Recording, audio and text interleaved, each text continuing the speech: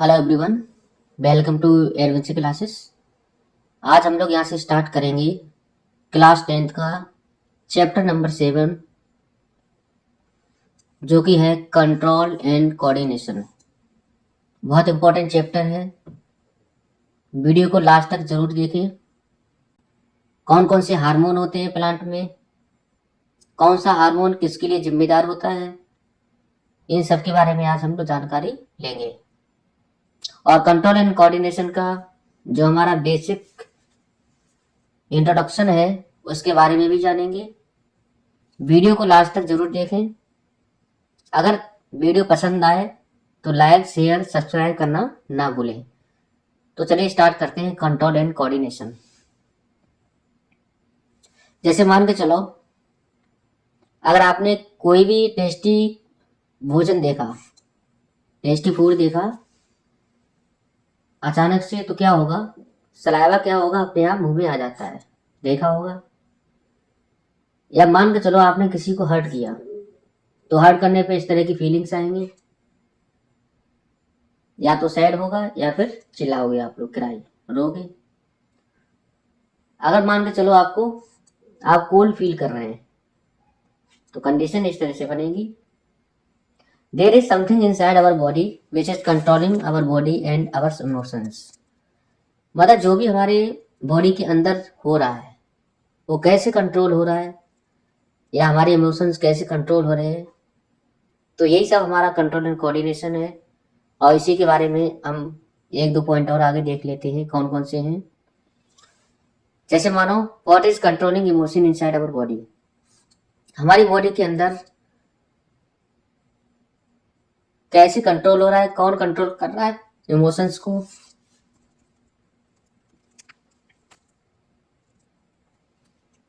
This is the what we will study in this chapter. यही chapter में हम लोग ये जानकारी लेने वाले हैं, कंट्रोल एंड कोऑर्डिनेशन।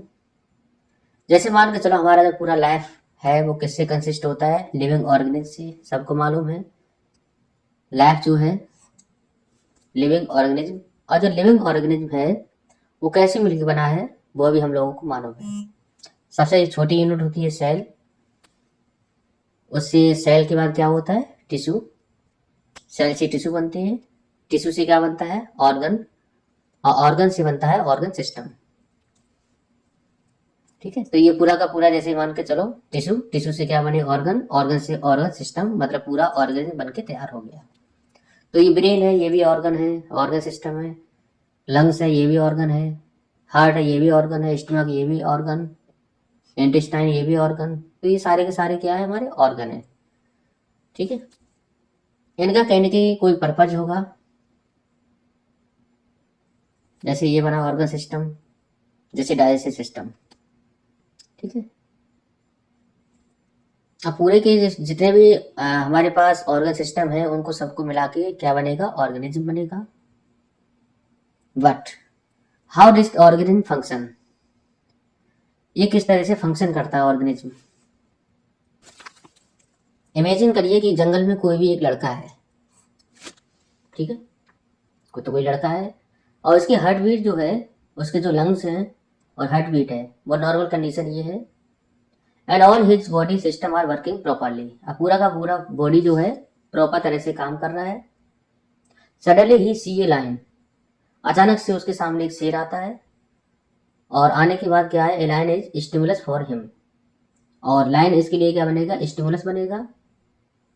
और अचानक से ये आने के बाद क्या होगा, stimulus is any change in external environment. Stimulus कोई ऐसी चीज होती है जो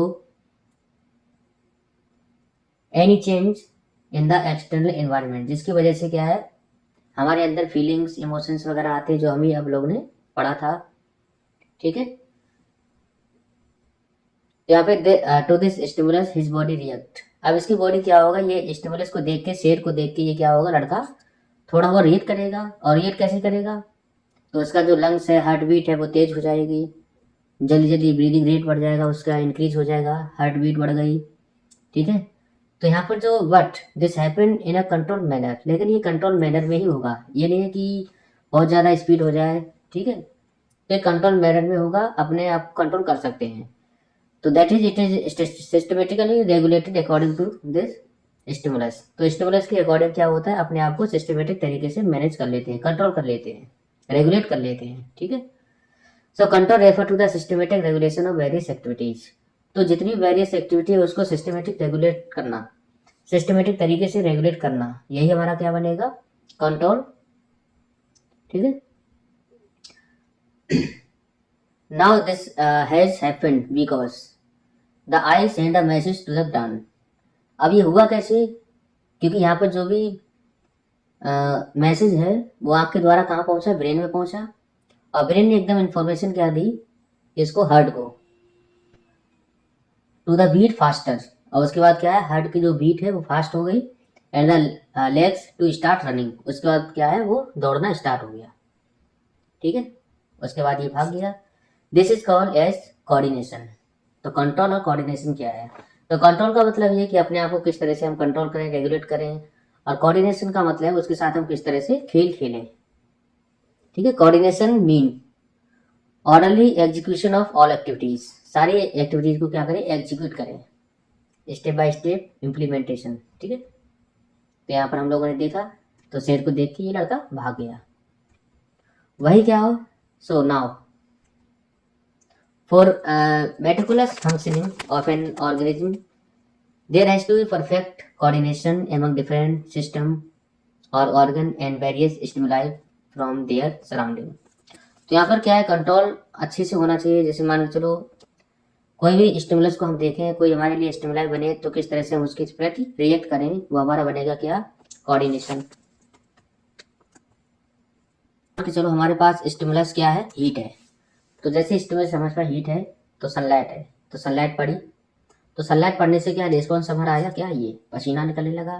तो रेस्पॉन्स क्या है, स्वेटिंग, पसीना निकलना। अगर मान के चलो स्टिमुलस कोल्ड है, कोल्ड है, तो कोल्ड की वजह से क्या होगा, यहाँ पर क्या है, शिवरिंग कंडीशन बन जाएगी।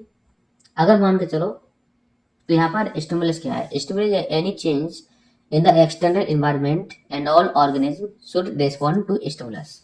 मतलब स्टिमुलस एक कोई हमारा एक ऐसा कोई चेंज है एक्सटर्नल एनवायरनमेंट में, जिसकी वजह से क्या है, हमारी बॉडी अपने आप क्या करती है, रेस्पॉन्ड करना स्टार्ट कर देती है, ठीक है। For every stimulus there is a different response, सबके लिए अलग अलग रिस्पॉन्स होगा। जैसे हम लोगों ने देखा, control refer to the systematic regulation of various activities. Coordination का मतलब होता है कि एग्जीक्यूशन ऑफ द एक्टिविटीज, उसके प्रति हम किस तरह से बिहेव करें। अब ये कंट्रोल और कोऑर्डिनेशन किस लिए हमारा उपयोगी है, तो control and coordination are required for proper growth development of an organism. अगर मान के चलो कोई भी ऑर्गेनिज्म ग्रोथ करेगा, डेवलपमेंट करेगा, तो यहाँ पर कंट्रोल और कोऑर्डिनेशन जरूरी है, ठीक है। किस तरह से जरूरी है, जैसे मान लो let us see some example of control and coordination in plant and animal. ये पिक्चर में आप देख पा रहे होंगे कि जो what you can you see from this picture. तो ये पिक्चर में आप देख पा रहे होंगे कि यहाँ पर एनिमल मूव कर रहे हैं, ठीक है, और जितने भी प्लांट है वो मूव नहीं कर रहे हैं। लेकिन अगर हम बात करें कि प्लांट मूव कर रहे हैं, तो आंसर होगा यस। कैसे, तो animal can move from one place to another, ठीक है। तो यहाँ पर एनिमल क्या है, एक जगह से दूसरी जगह पर जा सकते हैं, इसको हम बोलते हैं लोकोमोशन। लेकिन प्लांट के अंदर क्या होता है, locomotion is coordinated by nervous system and muscular system. और लोकोमोशन कंट्रोल कोऑर्डिनेट होता है किसके द्वारा, नर्वस सिस्टम और मस्कुलर सिस्टम। इसकी बात हम बात करेंगे, बाद में करेंगे इसकी बात। बट यहाँ पर जो प्लांट है वो किस तरह से मूव करते हैं, तो जैसे मान के चलो हमारे पास कोई प्लांट है, तो धीरे धीरे क्या करता है, ग्रो करता है। अब हम लोग बात करेंगे कि इस तरह से प्लांट हमारे मूव करते हैं। तो let us study movement in plant, plant में मूवमेंट हमारे किस तरह से होगा। तो चलिए मान के चलो हमारे पास कोई स्टिमुलस है, स्टिमुलस हमने माना लाइट है, सनलाइट है। तो यहाँ पर जो सूरजमुखी का पौधा है, ये अपने आप क्या करता है, मूव हो जाता है या बेंड हो जाता है टुवर्ड द सनलाइट, या फिर सन की तरफ अपने आप मूव हो गया। तो समझ जाओ यहाँ पर स्टिमुलस क्या है, लाइट, और सन की तरफ ये वाला पेड़ क्या हो गया, बेंड हो गया। तो यहाँ पर क्या होगा, प्लांट में मूवमेंट हो रहा है।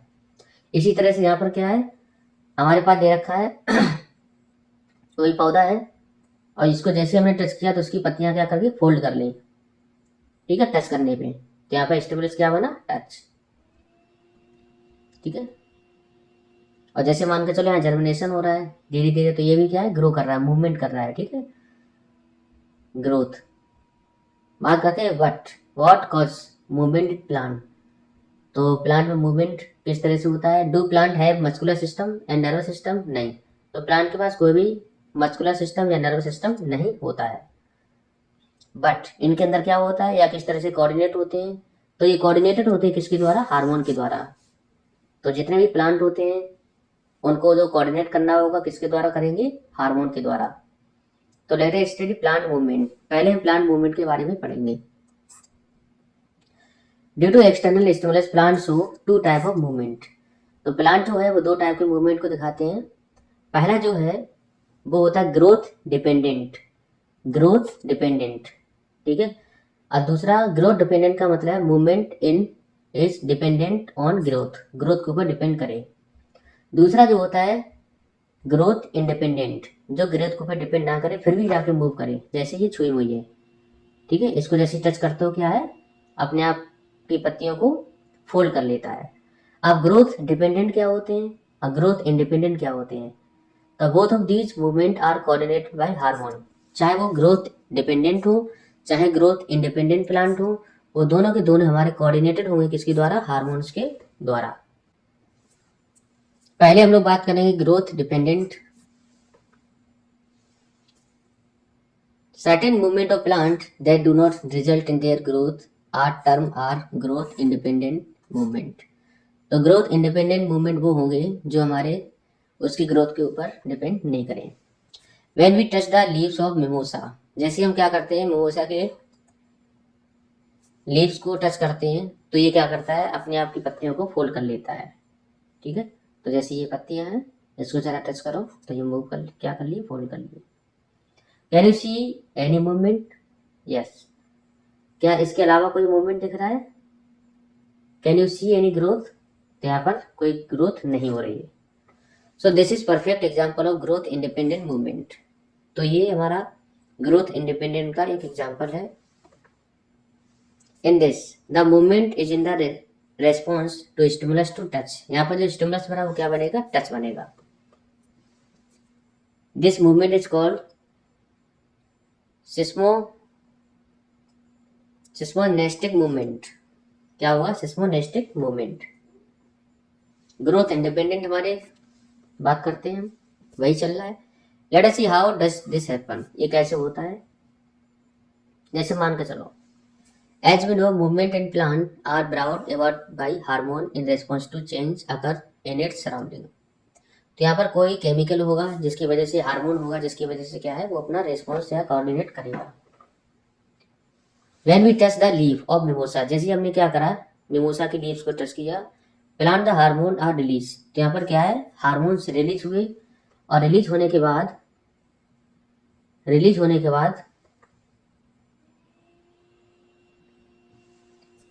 Hormone along with some ion move from one cell to another passing through information। तो ये क्या है, एक से दूसरे सेल में जाना शुरू हो गए, कहें तो आयन का एक्सचेंज होने लगा जिसकी वजह से क्या है, अपने आप को सिकोड़ लेता है वो, ठीक है। Ion cause the water to come out from the cell. और यहाँ पर जो आयन है वो क्या करते हैं, पानी को बाहर निकालते हैं जिसकी वजह से क्या हो जाती है, सेल श्रिंक हो जाती है और सिकुड़ जाती है, ठीक है। तो ये इसका मेन कॉज है। The change in the shape of the cell cause it a movement in plant. तो सेल का जो शेप चेंज हो रहा है वो क्या बता रहा है, movement in plant. But since the information is conducted from one cell to another, movement also happen at place different from touch। So what do we know about growth independent movement? तो पहला क्या है वो हम लोग पढ़ चुके हैं, nastic movement. The movement occur at a place different from the place of touch. This mean that the information has been communicated. तो यहाँ पर इंफॉर्मेशन कैसी कम्युनिकेटेड है, एक सेल से दूसरी सेल पे पहुंचती है। The plant use electrical and chemical means to transfer the information from one cell to another. तो यहाँ पर केमिकल या फिर कहें तो हमारा इलेक्ट्रिकल केमिकल का प्रयोग करता है, केमिकल सिग्नल्स का, जिसके द्वारा इंफॉर्मेशन पहुंचती है एक सेल से दूसरी सेल तक।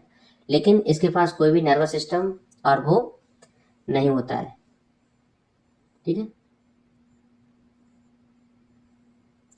There is no specialised tissue.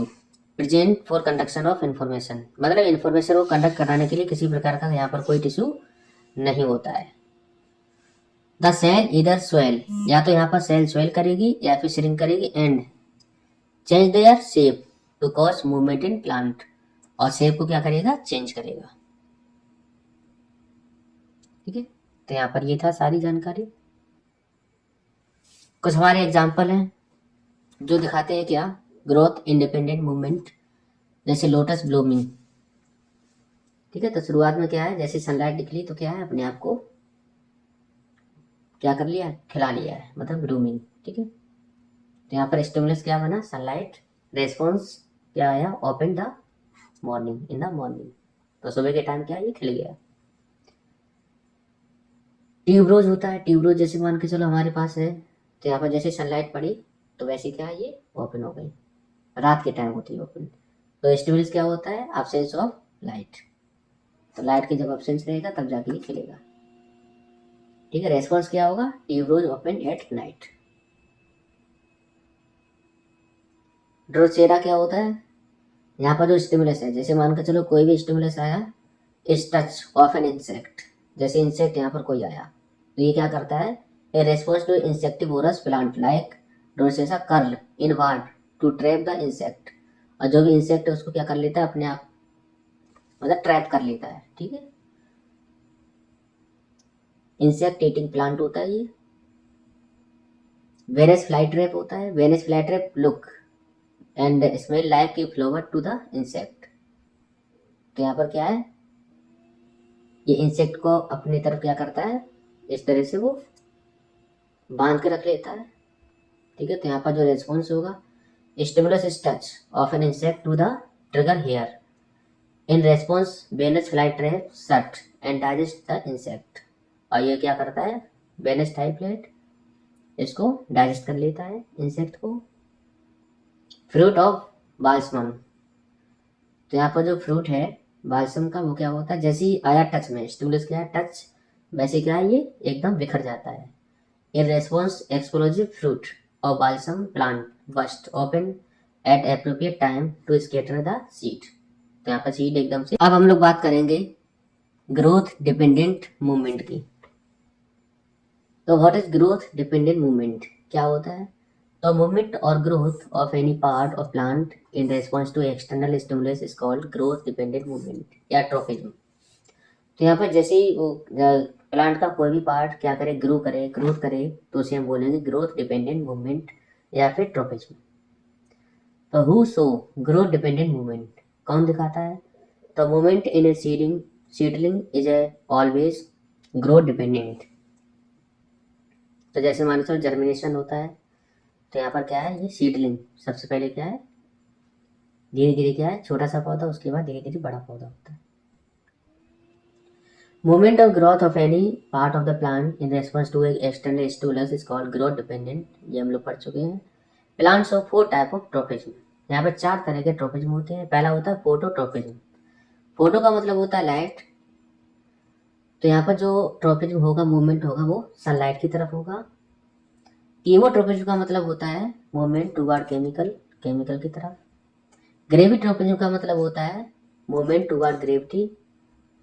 Hydrotropism का मतलब होता है मूवमेंट टुवर्ड वाटर। ठीक है, तो 4 तरह का मूवमेंट है। पहले बात करेंगे फोटोट्रोपिज्म। फोटोट्रोपिज्म, तो यहाँ पर जो shoot system of any plant respond toward the stimulus of light. तो सूट का मतलब होता है कि अपर पार्ट, जमीन से जो ऊपर का पार्ट होता है उसे हम बोलते हैं सूट। ठीक है, तो ये क्या होता है, सनलाइट के प्रेजेंस में it grow in the direction of source of light, तो सोर्स ऑफ लाइट के डायरेक्शन में ग्रो करता है। This movement is called phototropic movement. ठीक है, let us see why does this happen, ये होता क्यों है। Let us magnify the upper end of the stem, यहाँ पर जो स्टेम है उसका जो अपर पार्ट है, यहाँ पर एक हार्मोन पाया जाता है जिसे हम बोलते हैं एक्जिन, ऑक्जिन, क्या बोलते हैं, ऑक्जिन। तो ऑक्जिन जो है उसे हम बोलते हैं ग्रोथ हार्मोन। ठीक है, तो यहाँ पर क्या है, सेंसिटिव टू लाइट होता है, एकदम क्या है, लाइट के प्रति, जैसी लाइट आएगी, ठीक है, तो एक डायरेक्शन में भागने की कोशिश करेगा। ठीक है, तो यहाँ पे एलोंगेट करता है, auxin cause the cell of the stem elongate, तो एलोंगेट होंगी। This cause difference in the length of both the side, lead the stem to bend toward the sunlight, और सनलाइट की तरफ ये बेंड करने की कोशिश करेगा। ग्रेविट्रोफिज्म क्या है? Gravitropism root system of the plant respond to stimulus of gravity. क्या भी जो भी प्लांट का रूट सिस्टम है वो जो जमीन के अंदर होता है वो ग्रेविटी की वजह से नीचे की तरफ जाता है। तो ये क्या है? रूट सिस्टम है पूरा का पूरा। हाइड्रोट्रोपिज्म का मतलब होता है कि root system of plant respond to stimulus of water. तो रूट सिस्टम उधर ही बढ़ेगा, रूट सारे सारे उधर ही जाएंगे जिधर पानी ज्यादा होगा। अब बात करते हैं कीमोट्रोपिज्म। तो कीमोट्रोपिज्म क्या होता है? It is the movement of plant part in response to certain chemical. तो यहाँ पे पॉलिन ग्रेन है, पॉलिन ग्रेन में क्या होता है? पॉलिन ट्यूब में ये पॉलिन ग्रेन गिरेगा, उसके बाद क्या होगा? केमिकल सेक्रेट फ्रॉम ओव्यूल, तो यहाँ पर केमिकल निकलेगा, उसके बाद growth of pollen tube toward the ovule. Plant hormone are coordinated by hormone, plant movement coordinated by hormone. तो यहाँ पर कितने टाइप के हार्मोन है? तो पहला है ऑक्सिन, दूसरा है गिबरेलिन, तीसरा है साइटोकिनिन, चौथा है एब्सिक्सिक एसिड। ठीक है, और यहाँ पर ऑक्सिन का काम क्या है? ये हेल्प करता है shoot cell to grow longer. Shoot cell को, सूट का मतलब ऊपर वाला पार्ट, तो ये ग्रोथ हार्मोन होता है। गिबरेलिन जो है वो क्या करता है? एक्ट ऑन स्टेम, स्टेम की लंबाई को बढ़ाने में काम करता है। कौन? गिबरेलिन। एलोंगेट कराता है, help in growth of stem. Cytokinin क्या करता है? प्रमोट करता है सेल डिवीजन को। साइटोकिनिन तो सेल डिवीजन को प्रमोट करता है।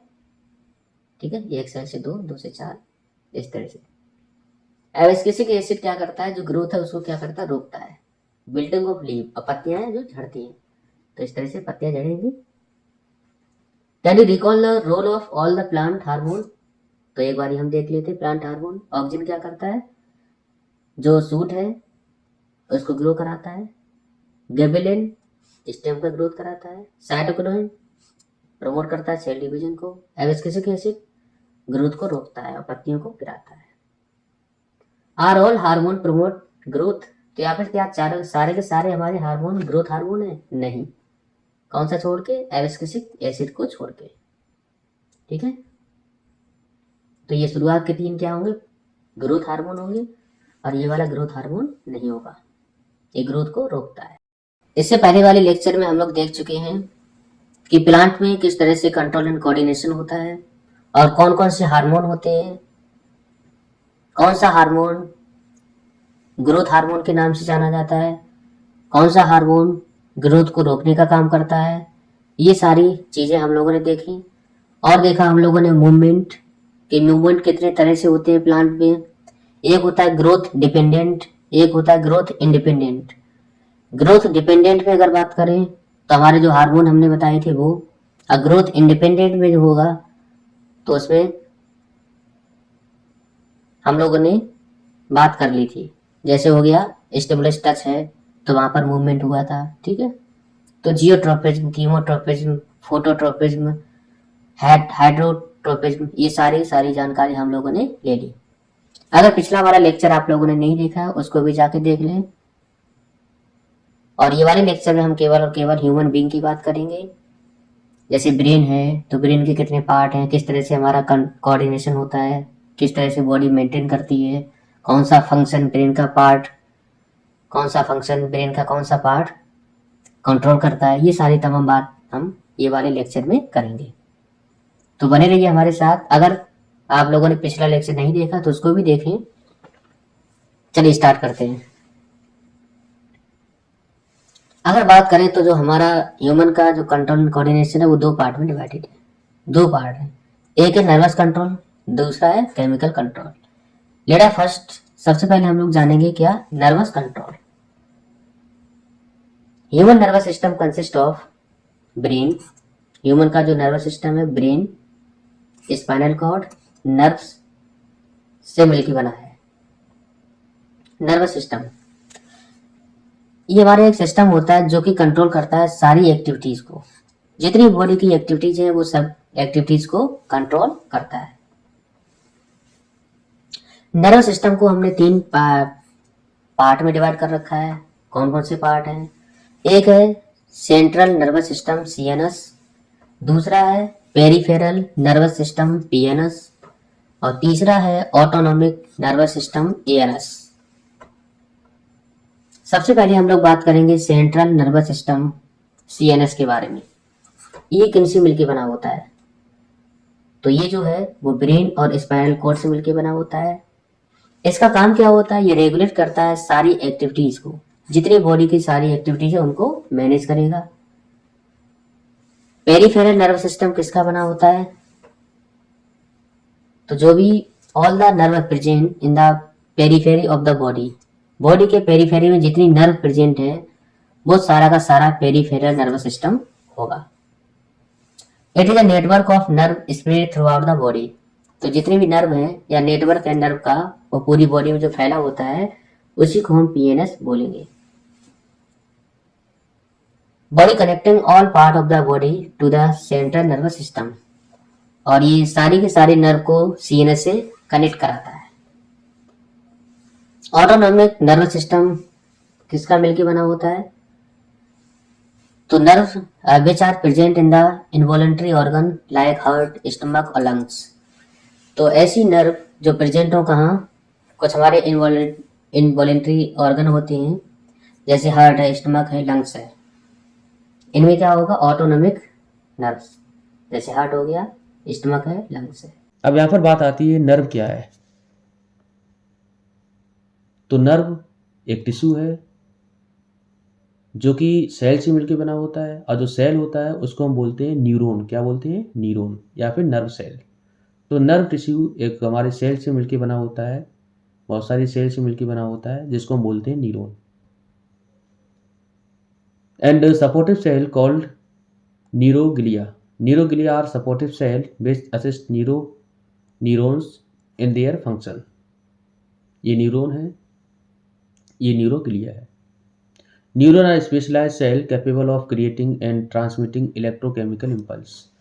तो यहाँ पर जो न्यूरॉन है या फिर जो नर्व सेल हैं वही क्या करती है? मेन फंक्शन करती हैं, क्रिएट करती हैं और ट्रांसमिट कराती हैं इलेक्ट्रोकेमिकल इम्पल्स को। स्ट्रक्चर क्या होता है न्यूरॉन का? तो ये न्यूरॉन का स्ट्रक्चर है। सेंट्रल सेल बॉडी, जो सेंट्रल सेल है उसको हम क्या बोलते हैं? Cyton. Cell body consist of, cell body किससे मिलकर बना होता है? न्यूक्लियस, जो कि branches arising from the cyton are called as. तो साइटोन से जो ब्रांचें निकलती हैं उनको हम बोलते हैं डेंड्राइट। क्या बोलते हैं? Dendrite. The long process arising from the साइटोन, साइटोन से जो हमारे लॉन्ग लंबी रॉड शेप जा रहा है इसे हम बोलते हैं एक्सोन। क्या बोलेंगे? एक्सोन। और process arising from the axon called nerve ending. और सबसे लास्ट में क्या होता है? Nerve ending. न्यूरॉन किस तरह से मैसेज को ट्रांसमिट कराता है बॉडी से ब्रेन तक, देखते हैं। जैसे मान के चलो हमारे पास माउस है, जैसे हमने फिंगर को टच किया माउस से, information from environment is pick up by specialized tip of the dendrite. तो ये वाली इंफॉर्मेशन कहाँ पहुँचेगी? डेंड्राइट में। तो डेंड्राइट के पास इंफॉर्मेशन गई। It set off a chemical reaction producing electrical impulse which travel from dendrite to cell body through the axon to its end. अब यहाँ पर क्या होगा? इन्फॉर्मेशन हमारी यहाँ से जाएगी, ये इन्फॉर्मेशन गई सेल बॉडी तक पहुँचेगी, ठीक है। तो सेल बॉडी के बाद कहाँ होगा? एक्सोन के थ्रू कहाँ पहुँच गई? नर्व एंड पे। तो इन्फॉर्मेशन यहाँ पर आ गई। अब ये इन्फॉर्मेशन क्या होगी? And start a similar electrical impulse in the dendrite of next neuron. अब ये क्या होगी? इन्फॉर्मेशन अगली न्यूरॉन के पास जाएगी। अब अगला न्यूरॉन क्या होगा? ये अगला न्यूरॉन है, नेक्स्ट न्यूरॉन। अब इसके नर्व एंड, ये नर्व एंड है, तो नर्व एंड से इन्फॉर्मेशन निकलेगी और अगले न्यूरॉन के जो डेंड्राइट है वो इन्फॉर्मेशन को लेगा। तो हमेशा जो इन्फॉर्मेशन को कलेक्ट करता है वो डेंड्राइट करता है, और सिग्नल को या फिर इम्पल्स को एक न्यूरॉन से दूसरी न्यूरॉन पहुंचाने का काम होगा वो होगा नर्व एंड का। तो नर्व एंड डेंड्राइट तक इन्फॉर्मेशन पहुंचाएगा। तो डेंड्राइट से कहाँ गया, नर्व एंड से कहाँ आएगा, ये वाले के डेंड्राइट पर।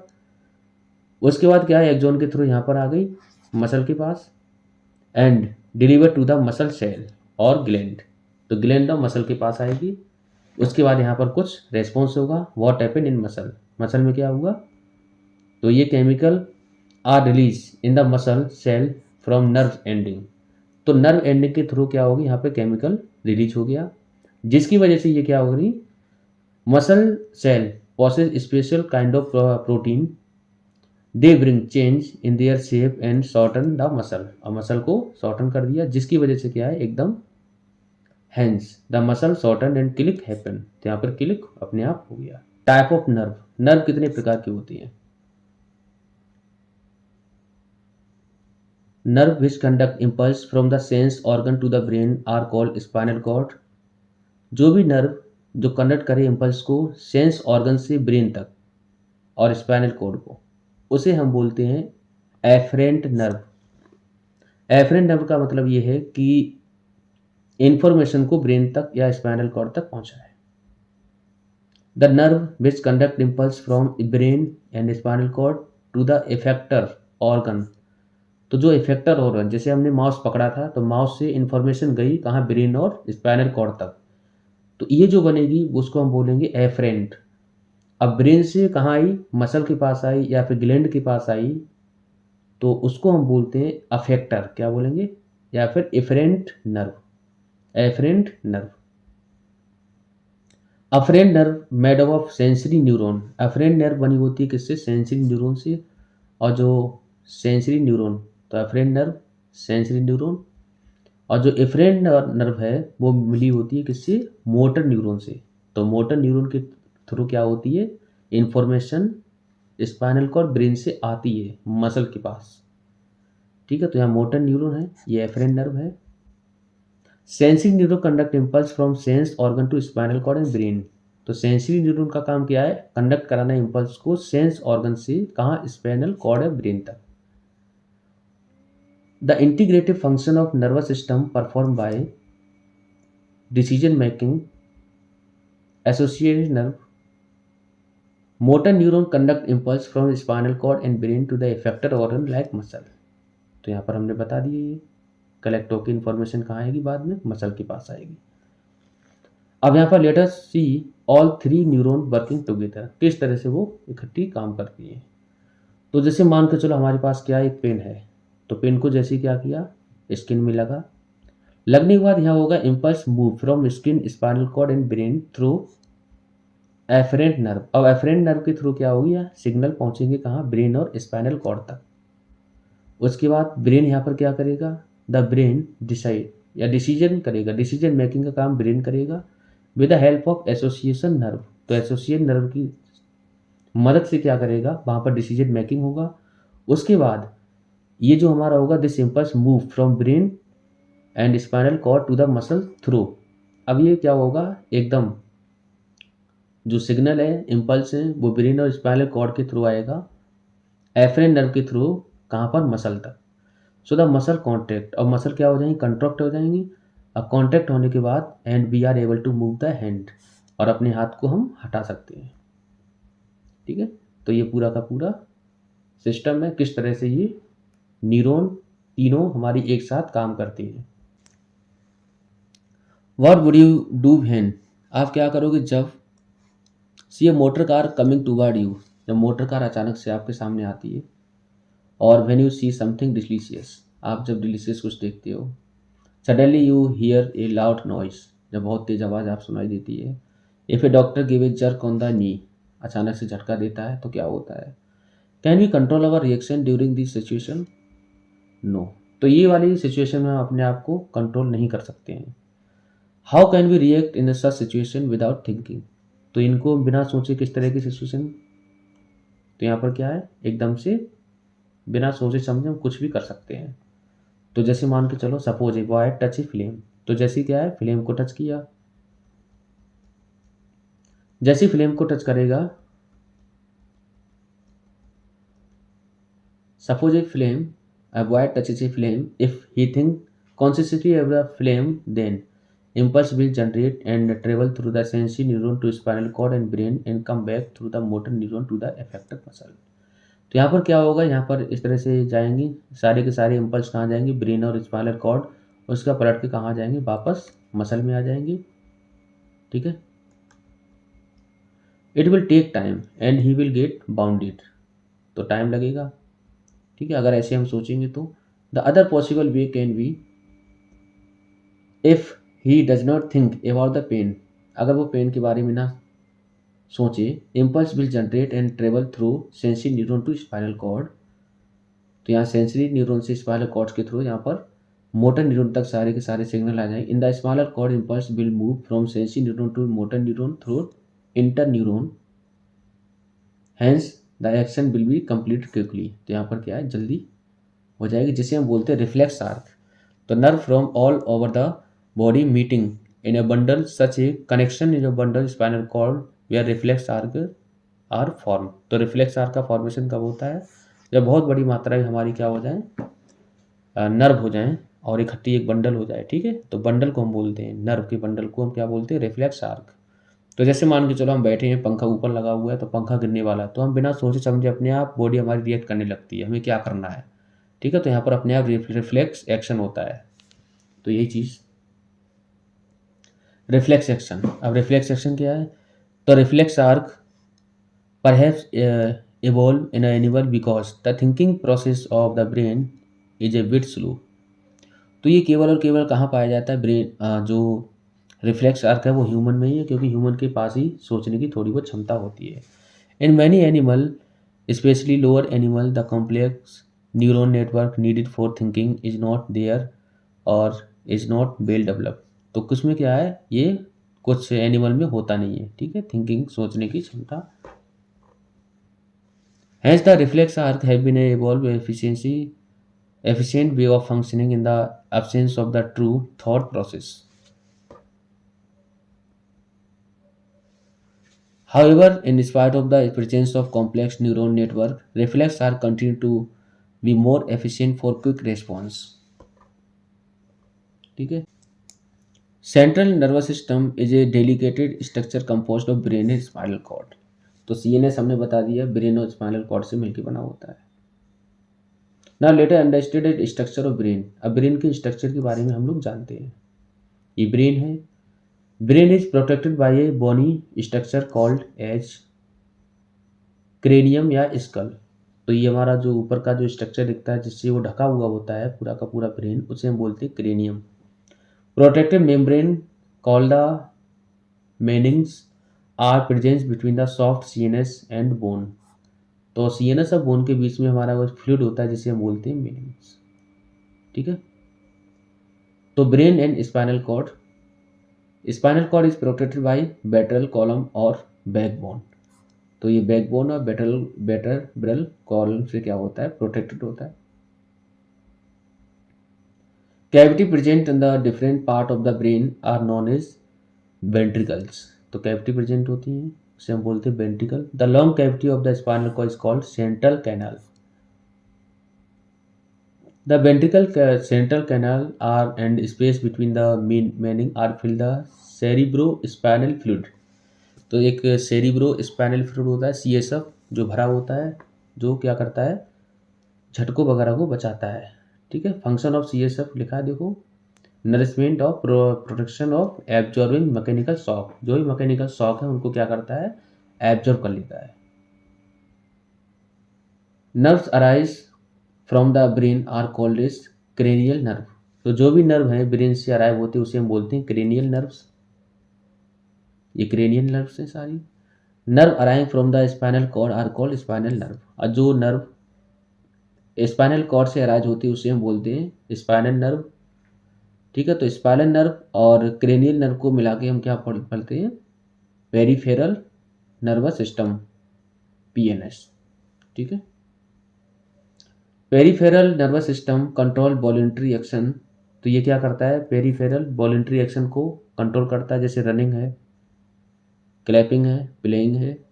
ठीक है, autonomic nervous system control involuntary action like respiration, digestive system. Brain is divided into 3 main region which are, तो ब्रेन 3 रीजन में डिवाइडेड है। कौन कौन से? फोर ब्रेन, मिड ब्रेन और हिंड ब्रेन। तो ये 3 मेन पार्ट हैं ब्रेन के। फोर ब्रेन जो है उसको हम बोलते हैं cerebrum, and it is the main thinking part of the brain. तो थिंकिंग पार्ट जो है ब्रेन का वो क्या है? सेरिब्रम। ठीक है। Thought, movement, touch, hearing, vision, speech, ये सारी सारी कहाँ होती है? मिड ब्रेन, मतलब सारी सारी ब्रेन कंट्रोल करता है। Mid brain and hind brain control involuntary action. ठीक है। हिंड ब्रेन का काम क्या होता है? Consist of hind brain, cerebellum, medulla oblongata. Cerebellum maintain the balance, balance को मेंटेन करता है, मतलब पूरी बॉडी के पोस्चर को मेंटेन करता है। कौन? सेरिबेलम। साइकिलिंग करते हैं तो पूरा बॉडी का। ठीक है। तो voluntary activities, walking, eating. Medulla oblongata control involuntary activities like breathing. Medulla oblongata blood flow, sneezing, तो ये सारी की सारी कंट्रोल करता है इनवॉलेंट्री एक्शन को। अब हम कुछ ब्रेन के बारे में कुछ इंटरेस्टिंग फैक्ट देखते हैं। कौन कौन से हैं? Left hemisphere of the brain has 186 million more neuron, मतलब 186 मिलियन ज़्यादा न्यूरॉन होती हैं राइट हेमिस्फीयर से। तो राइट हेमिस्फीयर में कम होती हैं, लेफ्ट में ज़्यादा होती हैं। 750 से लेके 1000 ml of blood flow through the brain every minute. हर एक मिनट में कितना फ्लो करता है? 750 से लेके 1000 ml। Brain can stay alive for 4 to 6 minute without oxygen after the cell begin to die. तो बिना ऑक्सीजन के वो 4 से 6 मिनट रह सकता है। Einstein brain way 1230 gram less than average weight of human brain which is approximately 1300-1400 ग्राम। तो ये क्या है? आइंस्टाइन का जो ब्रेन था उसका वजन कम था एवरेज दिमाग से, एवरेज ब्रेन से। Left side of the brain control right part of the body and right side of the brain control left part of the body. ठीक है। तो left side of the body, left side body, right side brain. तो left side of the brain control speaking, left side speaking, writing, logical thought. ठीक है। और right side कौन होगा? Brain, जैसे artist abilities. How does our memory work? Memory कैसे work करती है? Memory are of 3 type.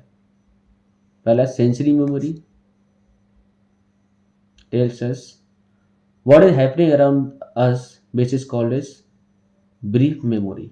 ठीक है। तो सेंसरी मतलब हमारे चारों तरफ क्या चल रहा है। Short term memory latest only for 30 second, केवल 30 सेकेंड के लिए। Long term in what we have learn and memorise, जो हमने याद कर लिया है। Control and coordination are 2 types, 2 type के होते हैं। Nervous control, chemical control. Nervous control हम लोगों ने देख लिया, अब बात करते हैं केमिकल कंट्रोल की। Nervous impulse,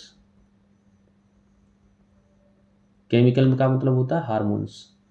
both system work in coordination to integrate and control various body activities like playing, walking। तो दोनों का दोनों जब काम करेगा तभी जाके क्या होगी? कंट्रोल, कोऑर्डिनेशन होगा। Nervous system generate electrical impulse, endocrine system generate hormones. तो यहाँ पर 2 सिस्टम है, एक है नर्वस सिस्टम, एक है endocrine system. Endocrine system generate करता है हार्मोन को। Nerve impulse are rapid and are usually of short duration. तो नर्व इम्पल्स जो होते हैं वो शॉर्ट ड्यूरेशन के लिए होते हैं। Hormonal action is such much slower and long lasting, ये वो लंबे समय के लिए होता है। हाउएवर सच केमिकल्स और hormonal transmission use in animal, किस तरह से ये यूज होते हैं? What do some animal for instance squirrel experience when they are in scary situation. तो जब भी वो स्केरी सिचुएशन में होती तो क्या करती? When squirrel experience scary situation its body prepare for either fighting, या फिर फाइटिंग करने या फिर रनिंग। 2 कंडीशन में आ जाती है। Both are very complicated activity that will use a great deal of energy. तो यहाँ पे एनर्जी की बहुत ज़्यादा जरूरत पड़ेगी, डिफिकल्ट होगा। Many tissue type will be used and their activities integrated together in this section. तो टू अल्टरनेट एक्टिविटीज फाइटिंग और रनिंग आर क्वाइट डिफरेंट, तो दोनों डिफरेंट हैं। कैसे? Body should prepare for ideal activity in such cases, तो body को पहले तो प्रिपेयर होना चाहिए। How would this be achieve, और कैसे अचीव करेगा? If he body design in the squirrel relied only on electrical impulse by a nerve cell, तो क्या होगा? Range of tissue structure to the prepare for the coming activity would be limited.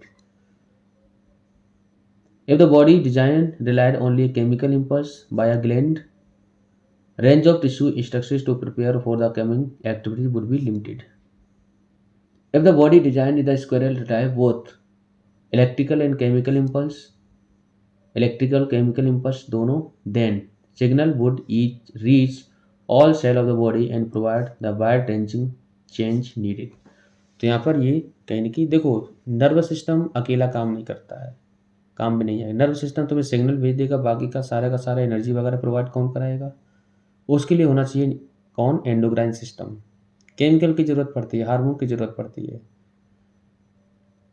तो squirrel को यहाँ पर क्या करना है? भागना भी है, तो एनर्जी की जरूरत पड़ेगी। दूसरा, ब्रेन की भी जरूरत पड़ेगी। ठीक है, this is done in many animal including human being, तो यही सारा खेल हमारा ह्यूमन बींग के अंदर भी होता है। दोनों की जरूरत पड़ती है। हम लोगों को सोचने की जरूरत भी पड़ेगी, सिग्नल को पहुंचाने की जरूरत पड़ेगी। ठीक है, तो और केमिकल हार्मोन की भी जरूरत पड़ेगी। Human being also secrete hormone from gland and achieve the desired result. तो यहाँ पर कुछ ग्लैंड से हार्मोन निकलते हैं। कौन कौन से? Late us see few endocrine gland of the body. तो पिट्यूटरी ग्लैंड ऊपर होती है, ये होती है थायराइड ग्लैंड, ये पैनक्रियाज होती है।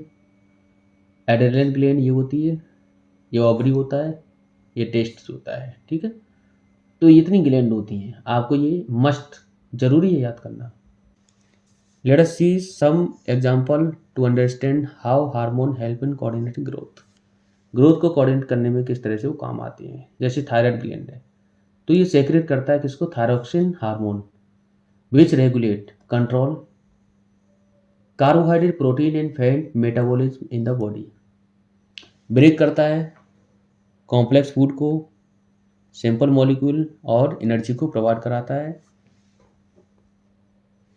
Iodine is essential for the synthesize of thyroxine, और आयोडीन जरूरी होता है थायरोक्सिन को क्या करने के लिए? सिंथेसाइज करने के लिए, फॉर्मेशन कराने के लिए। If iodine is deficient in our diet, अगर आयोडीन की कमी है तो थायरोक्सिन हार्मोन डिक्रीज, तो यहाँ पर थायरोक्सिन हार्मोन क्या हो जाएगा? डिक्रीज हो जाएगा, विच कॉजेज गॉइटर। तो आप लोगों ने ये वाली बीमारी देखी होगी। ठीक है, तो जब भी आयोडीन की कमी हो जाती है तो क्या होता है? नमक कम खाओगे तो क्या हो जाती है? ये वाली बीमारी हो जाती है। Pituitary gland secret growth hormone which regulate growth and development of the body. Pituitary gland growth hormone होता है, ध्यान रखना। If growth hormone is deficient in the childhood it cause dwarfism, अगर पिट्यूटरी ग्लैंड से हमारे क्या है वो ग्रोथ हार्मोन ना निकले तो क्या हो जाएगा? ड्वार्फिज्म हो जाएगा, बौनापन। If growth hormone is increase it cause gigantism, ठीक है, तो लंबाई यहाँ पर बढ़ जाएगी। टेस्टिस क्या सीक्रेट होता है? Testosterone in male due to secretion of testosterone boy age 1 to 10 attain puberty. ठीक है, development of secondary sexual character like beard heavy boys, यहाँ पर क्या है? बियर्ड मतलब दाढ़ी वगैरह आने लगती है, और वॉइस भी कैसी हो जाती है? हैवी हो जाती है। 11 एंड एबव, 11 के बाद ओवरी सेक्रेट करता है ऑस्ट्रोजन इन फीमेल, तो फीमेल में ऑस्ट्रोजन हार्मोन होता है, उसको सेक्रेट करता है। Due to secretion of the oestrogen girl attain puberty development of secondary sexual character. ठीक है, 11 1 से 10, उसके बाद 11 से ऊपर।